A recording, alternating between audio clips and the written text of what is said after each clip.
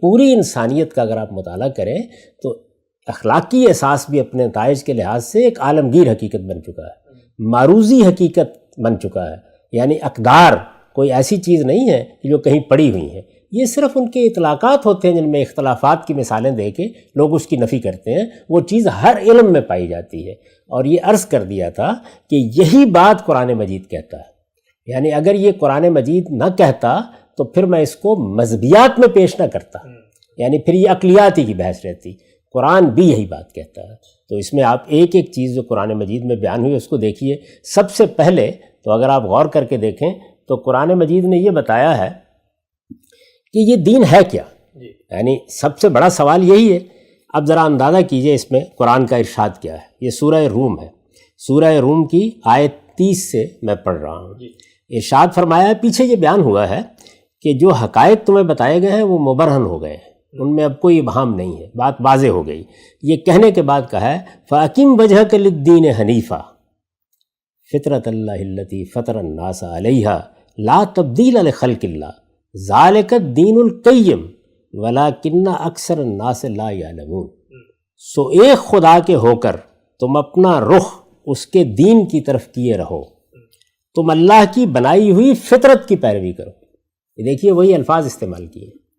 یعنی یہ جو دین کی ہدایت تمہیں دی جا رہی ہے یہ کوئی خارج کی چیز نہیں ہے جو تم پر ٹھوس دی گئی ہے،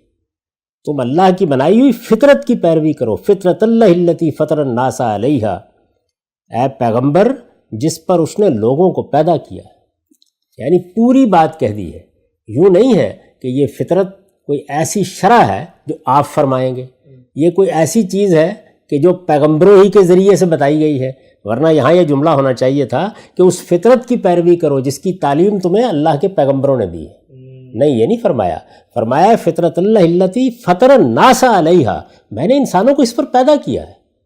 اس کی پیروی کرو۔ اگر یہ کوئی مبہم چیز ہے، اس کی کوئی حقیقت نہیں ہے، انسان اس کا شعور نہیں رکھتا، اپنی فطرت کو نہیں پہچان سکتا، تو یہ کیا چیز ہے کہ جس کی پیروی کرنے کی ہدایت کی جا رہی ہے؟ عربی زبان کا ہر عالم جانتا ہے کہ یہاں فطرت اللہ کا نسب جو ہے وہ ایک فعل محذوف پر ہے،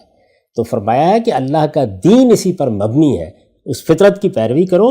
اور اللہ کی بنائی ہوئی اس فطرت میں کوئی تبدیلی نہیں ہو سکتی، یعنی یہ ایسی محکم ہے، اس کو اس طریقے سے راسخ کر دیا گیا ہے، یہ تمہارے وجود اور تمہاری پیدائش اور تمہاری خلقت کی بنیاد ہے، اس میں کوئی تبدیلی نہیں کرو گے۔ ذالک الدین القیم، یہی سیدھا دین ہے، یعنی دین ہی یہی ہے، اسی پر دین کی بنا قائم کی گئی ہے، اسی کو پیغمبروں نے آ کے تفصیلات میں بدلا ہے، لیکن اکثر لوگ جانتے نہیں۔ تو اللہ تعالیٰ نے ایک واضح بیان دیا ہے اس معاملے میں، اس پر جو کچھ میں نے لکھا ہے وہ میں آپ کو سنا رہا ہوں۔ مطلب یہ ہے کہ یہ دین کوئی خارج کی چیز نہیں ہے جو اوپر سے تم پر لادی جا رہی ہے، یہ عین تمہاری فطرت کا ظہور ہے۔ اس سے اختلاف کرو گے تو گویا اپنے ساتھ اختلاف کرو گے،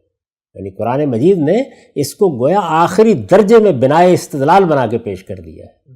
جب تم دین سے اختلاف کرتے ہو تو کسی خارجی بات سے اختلاف نہیں کرتے، کسی باہر کے حکم سے اختلاف نہیں کرتے، اپنے آپ سے اختلاف کرتے ہو، اس لیے کہ یہ تمہاری فطرت کا خزانہ ہے جس سے تمہیں اب بتایا جا رہا ہے۔ اس سے اختلاف کرو گے تو گویا اپنے ساتھ اختلاف کرو گے اور اپنے ہی باطن میں چھپے ہوئے خزانے سے اپنے آپ کو محروم کر لو گے۔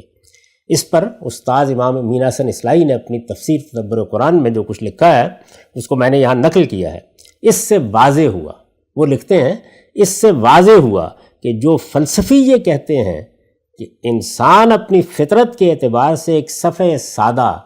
اور تمام تر اپنے ماحول کی پیداوار اور علف و عادت کی مخلوق ہے، یہ تو اصل میں مقدمہ ہے دین کا انکار کرنے والے لوگوں کا۔ وہ یہ کہتے ہیں کہ انسان ٹیبولا راسا ہے، یعنی وہ ایک صفحہ سادہ ہے، وہ جب پیدا ہوا تھا تو اس پر کوئی نقوش نہیں تھے، صفحہ سادہ اور تمام تر اپنے ماحول کی پیداوار اور علف و عادت کی مخلوق ہے۔ ان کا خیال بالکل غلط ہے۔ یہ قرآن مجید کے اس زمانے میں سب سے بڑے عارف کی شرح ہے۔ انسان کو اللہ تعالیٰ نے بہترین ساخت اور بہترین فطرت پر پیدا کیا ہے، اس کو خیر و شر اور حق و باطل کی معرفت عطا فرمائی ہے، اور نیکی کو اختیار کرنے اور بدی سے بچنے کا جذبہ بھی اس کے اندر ودیت فرمایا ہے، لیکن اس کی یہ فطرت حیوانات کی جبلت کی طرح نہیں ہے کہ وہ اس سے انحراف نہ اختیار کر سکے، بلکہ وہ اپنے اندر اختیار بھی رکھتا ہے۔ یہ جو ہم کہتے ہیں نا کہ انسان کو ارادہ و اختیار دیا گیا ہے، تو اصل میں یہ ارادہ و اختیار ہے جس کی وجہ سے فطرت سے انحراف ہو جاتا ہے۔ فطرت تو موجود ہے اپنی جگہ، اگر یہ ارادہ و اختیار نہ دیا جاتا اور انسان اپنی فطرت کا پابندی رہتا، وہ اس سے انحراف نہ کر سکتا، تو پھر امتحان نہیں لیا جا سکتا تھا۔ تو اس کے ساتھ ارادہ و اختیار دیا گیا۔ اس وجہ سے بسا اوقات وہ اس دنیا کی محبت اور اپنی خواہشوں کی پیروی میں اس طرح اندھا ہو جاتا ہے کہ حق و باطل کا شعور رکھتے ہوئے نہ صرف باطل کی پیروی کرتا ہے، بلکہ باطل کی حمایت میں فلسفے بھی ایجاد کر ڈالتا ہے۔ انبیاء علیہم السلام، یہ اب میں نے اس کی مزید توضیح کی ہے، انبیاء علیہم السلام اسی فطرت کی تفصیل کرتے ہیں، اور اس کے تمام مقتضیات و لوازم، یعنی اس کے کیا آگے تقاضے ہیں، اس سے کیا چیزیں لازم آتی ہیں، اس کے تمام مقتضیات و لوازم کو انسان کے لیے واضح کر دیتے ہیں۔ قرآن نے ذکر اور ذکرہ کا لفظ اسی پہلو سے اپنے لیے استعمال کیا ہے، یعنی جب قرآن کہتا ہے نا یہ ذکر ہے، یہ ذکرہ ہے، یہ یاد دہانی ہے، تو وہ اصل میں یہ کہتا ہے کہ جو کچھ تمہاری فطرت میں موجود تھا اسی کو نمایاں کرنے، اسی کو یاد دلانے کے لیے اللہ تعالیٰ یہ کتابیں اتار رہا ہے، یہ پیغمبر بھیج رہا ہے۔ مدعا یہ ہے کہ وہ در حقیقت، وہ یعنی قرآن در حقیقت انہی حقائق کی یاد دہانی کرتا ہے جو انسان کے اندر موجود ہیں، لیکن وہ انہیں فراموش کر بیٹھتا ہے۔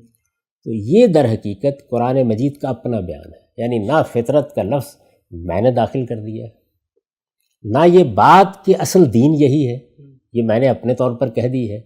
قرآن مجید نے اس کو اس طرح بیان کر دیا ہے۔ پھر سن لیں وہ آیت، یہ حقائق مبرہن ہو گئے، سو ایک خدا کے ہو کر تم اپنا رخ اس کے دین کی طرف کیے رہو، تم اللہ کی بنائی ہوئی فطرت کی پیروی کرو، اے پیغمبر جس پر اس نے لوگوں کو پیدا کیا ہے۔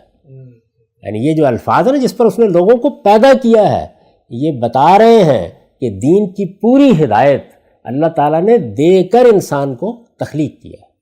جس پر اللہ تعالیٰ نے انسان کو پیدا کیا ہے۔ اللہ کی بنائی ہوئی اس فطرت میں کوئی تبدیلی نہیں ہو سکتی، یہی سیدھا دین ہے، لیکن اکثر لوگ جانتے نہیں ہیں۔ تو یہ قرآن مجید کا اپنا بیان ہے، اور قرآن مجید کے اس بیان کو آپ یہ خیال نہ کریں کہ یہ استاذ امام نے اس کو اس طریقے سے بیان کر دیا، میں نے اس کو اس طریقے سے بیان کر دیا، یہی بات ہمارے قدماء بھی کہتے ہیں۔ اچھا، یعنی دیکھیے، ایک تو وہ لوگ ہیں کہ جن کے اوپر یونانی منطق اور فلسفوں کا غلبہ ہوا،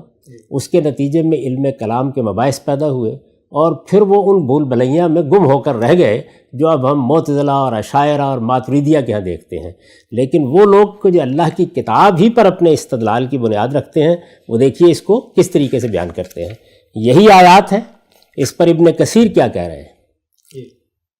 وہ کہہ رہے ہیں کہ فَإِنَّهُ تَعَالَى فَطَرَ خَلْقَهُ عَلَى مَعْرِفَتِهِ وَتَوْحِيدِهِ وَأَنَّهُ لَا إِلَٰهَ غَيْرُهُ، اس لیے کہ اللہ تعالیٰ نے مخلوقات کو بنایا ہے تو اپنی معرفت دے کے بنایا ہے، اپنی توحید سکھا کے بنایا ہے، اور یہ سکھا کے بنایا ہے کہ اس کے سوا کوئی معبود نہیں۔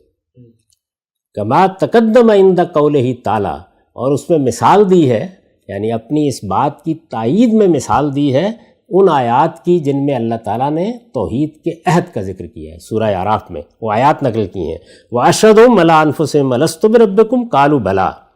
پھر اس کے بعد مزید لکھتے ہیں وَفِي الْحَدِيثِ، اور حدیث میں ہے انی خلقت عبادی حنفاء، میں نے اپنے بندوں کو پیدا کیا تو وہ دین کے معاملے میں بالکل یکسو تھے، یعنی گویا وہ اصل فطرت لے کے آئے۔ فَاجْتَالَتْهُمُ الشَّيَاطِينُ عَنْ دِينِهِمْ، اس کے بعد یہ شیاطین ہے، فَاجْتَالَتْهُمُ الشَّيَاطِينُ عَنْ دِينِهِمْ، انہوں نے ان کو انحراف کی طرف آمادہ کیا اور وہ ایک دوسرے راستے کے اوپر لے گئے۔ اور پھر کہتے ہیں کہ اس مضمون کی تائید میں اور احادیث بھی نقل کروں گا۔ سنذکر فی الاحادیث ان اللہ تعالیٰ فطر خلقہ علی الاسلام، جس سے واضح ہو جائے گا کہ انسانیت کی پیدائشی اسلام پر ہوئی ہے، یعنی اسلام وہ اللہ کا دین جو فطرت کے اندر ودیت ہے۔ ثم تری علی بعضهم الادیان الفاسدہ کالیہودیہ والنصرانیہ والمجوسیہ، یہ اس کے بعد بہت سی اس طرح کی چیزیں جو ہیں وہ دوسرے فاسد ادیان کی صورت میں اس پر آ گئی ہیں۔ تو یہ اصل میں وہ پورا بیان ہے کہ جس کو قرآن مجید نے بنیاد بنا کے دین کی دعوت لوگوں کے سامنے پیش کی.